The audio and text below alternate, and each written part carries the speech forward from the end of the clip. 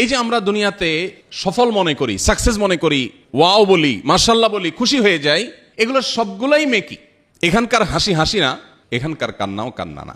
আল্লাহ বলেছেন, ফামান যুহযিহা আনিন নারি ওয়া উদখিলাল জান্নাহ, যেদিন বিচার দিবস প্রতিষ্ঠিত হবে, জীবনের পুঙ্খানুপুঙ্খ সব কাজের হিসেব নেওয়া হবে।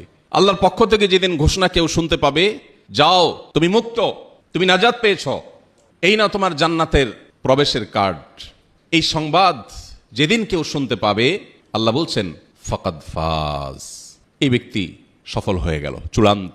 এ হাসি আর কোনোদিন কান্নায় মিশে যাবে না, এ হাসি আর কোনোদিন অমলিন হবে না, এই সুখ আর কোনোদিন তার থেকে দূর হবে না, চলে যাবে না। আল্লাহ রাব্বুল আলামিনের কাছে একজন ঈমানদার তার জীবনের সমস্ত হাসি কান্না, প্রাপ্তি অপ্রাপ্তি, তার প্রত্যাশা প্রত্যাশার বাইরের ব্যতিক্রম কিছু, এই সব কিছুকে আল্লাহর আদেশ নিষেধের সামনে যদি কেউ পরিপূর্ণভাবে সমর্পণ করতে পারে, সেই মুত্তাকি।